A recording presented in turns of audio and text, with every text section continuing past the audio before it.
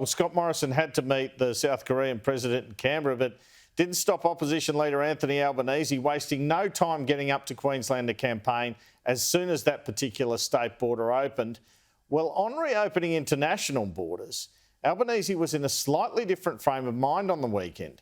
First, we had Treasurer Josh Frydenberg's revelation immigration will return to its 160,000 a year number in the MYEFO budget statement this Thursday.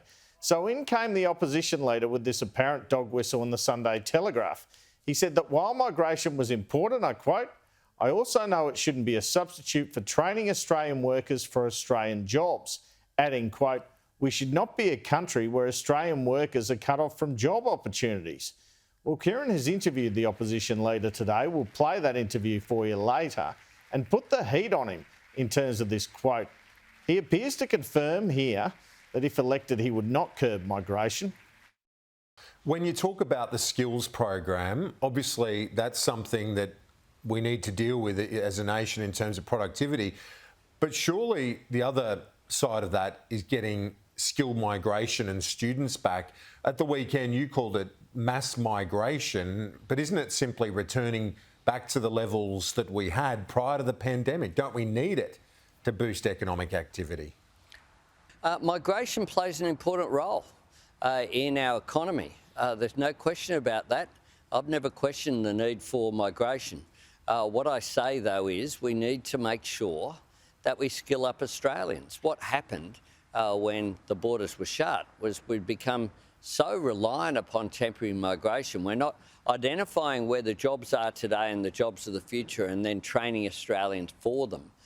So I said as my first announcement, really, the big one, in 2019, that we'd create Jobs and Skills Australia to do for labour and labour needs what Infrastructure Australia should be doing for our infrastructure investment, to identify the direction that it should go over coming years, get that planning right, provide Australians with those opportunities. On that migration issue, what do you say to those who argue Labor lacks credibility on that front, given what happened last time you were in office in terms of losing control of the borders, at least when it comes to the asylum seekers and illegal migration?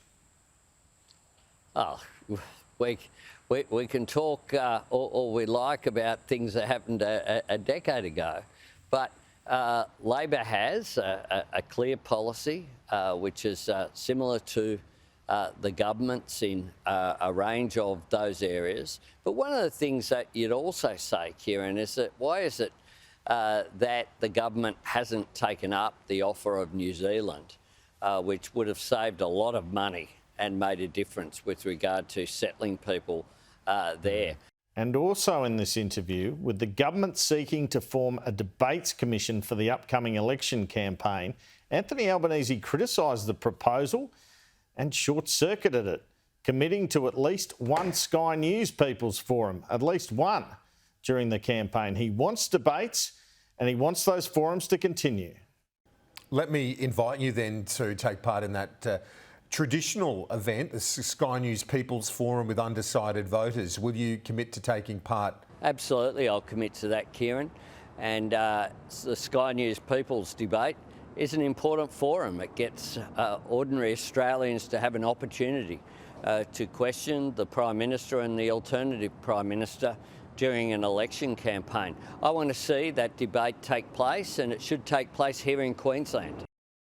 And to use the terminology of the Prime Minister, how good are Sky News People's Forums? OK, Kieran also asked the opposition leader about the fact that Labor senators, including Kim Carr, apparently independent of him, joined Green Senator Sarah Hanson-Young in advocating for a judicial inquiry into media regulation in a Senate committee report last week. Michelle Rowland, Anthony Albanese's communications spokeswoman, ruled that out on Sky on Thursday. And former Prime Minister Kevin Rudd, who has declared war on News Corp, responded with this comment on the ABC. Regrettably, Michelle's become a bit of a wholly owned subsidiary of the Murdoch media. But as I said before, I fully expected that the Labor Party would take this sort of position now. Well, Anthony Albanese having none of that today. Kevin Rudd made some disparaging remarks about Michelle Rowland after she ruled out an inquiry. Have you spoken to him about that? Would you take it up with him to complain about that sort of thing? I know people are entitled to their views. I respect Kevin Rudd. He's very much a friend of mine. He's been a friend of mine for a long period of time.